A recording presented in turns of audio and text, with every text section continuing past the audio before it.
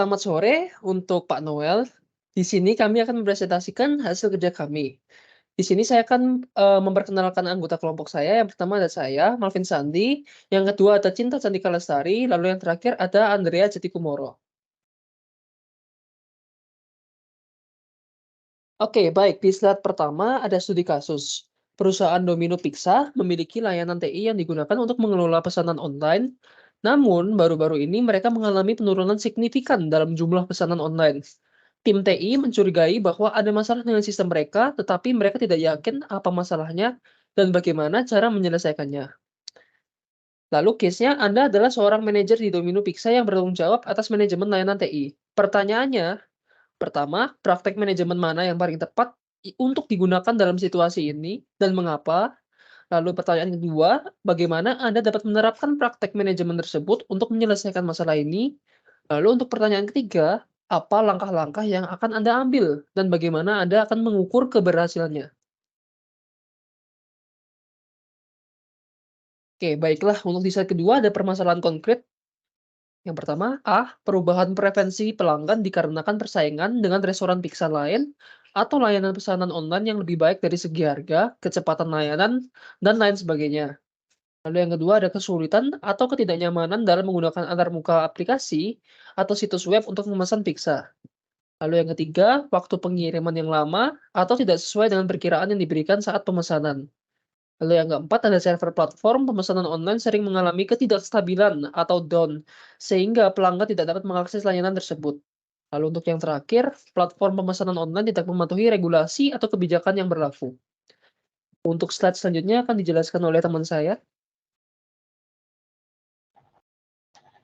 Pertanyaan yang pertama, praktek manajemen mana yang paling tepat untuk digunakan dalam situasi ini dan mengapa? Menurut kelompok kami, yang pertama adalah Service Level Management atau SLM. Meninjau dari masalah konkret, yaitu menurunnya jumlah pesanan online yang belum diketahui apa penyebabnya. Service Level Management dapat meninjau layanan bahwa layanan yang digunakan selalu berjalan memenuhi kebutuhan organisasi dan pelanggan yang dilihat secara keseluruhan. Lalu yang kedua adalah Problem Management. Dengan menerapkan problem manajemen, dapat dilakukan analisis masalah yang terjadi pada sistem layanan dengan cara analisis tren dari catatan insiden, deteksi masalah yang berulang oleh pengguna, meja layanan, staf dukungan teknis, dan analisis informasi yang diterima dari pemasok dan tim internal. Sehingga sistem dapat dievaluasi dan melakukan penanganan yang tepat.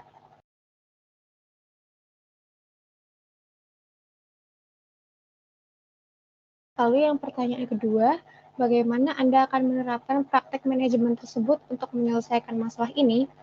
Yang pertama, service level management.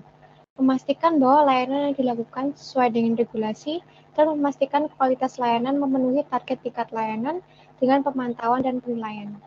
Lalu yang kedua, problem management. Tim problem management akan mengidentifikasi masalah yang terjadi, seperti melihat dari tinjauan aplikasi. Selanjutnya, dapat dilakukan memulihkan masalah dengan skala prioritas yang berlaku. Yang berikutnya akan disampaikan oleh teman saya, Andrea. Oke, selanjutnya ada pertanyaan yang ketiga, yaitu apa langkah-langkah yang akan Anda ambil dan bagaimana Anda mengukur keberhasilannya? Dari service level management, caranya itu adalah manajemen ini membuat SLA atau service level agreement yang berguna untuk pelanggan. Yang bisa mencakup SLA itu adalah waktu respon organisasi, ketersediaan, dan juga kualitas layanan. Lalu selanjutnya ada cara membuat list untuk tentang pencapaian layanan. Lalu yang ketiga ada memantau hasil kerja atau proses yang sudah dilakukan.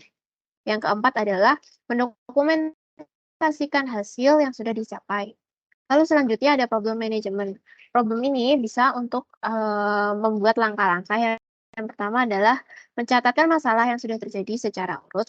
Yang kedua, menganalisis penyebab masalah yang terjadi agar dapat dihindari setelahnya atau dalam manajemen ini tuh tidak lagi mengulang kesalahan yang sama. Lalu yang ketiga, merencanakan perbaikan terkait masalah lalu, dibuat catatan dan juga catatan pelaporan. Dan yang terakhir, ini adalah tambahan bahwa manajemen ini bisa memberikan pelatihan kepada anggota tim.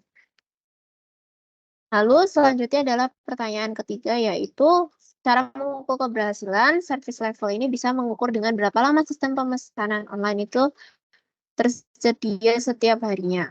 Lalu sesuai dengan kebutuhan pelanggan atau tidak, selanjutnya evaluasi seberapa cepat sistem merespons setiap permintaan.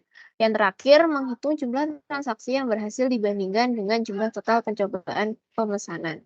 Lalu yang kedua adalah problem management, yaitu bisa untuk rata-rata waktu yang dibutuhkan untuk memperbaiki masalah setelah terdeteksi berkurang atau tidak. Lalu bisa diukur berapa banyak insiden yang berhasil diselesaikan dalam satu periode. Pastikan setiap masalah diidentifikasi, sehingga hingga ke penyebabnya dan tindakan yang bisa dilakukan. Lalu, tindakan itu untuk mencegah masalah yang dilakukan. Sekian dari kelompok kami, kurang lebihnya mohon maaf. Terima kasih.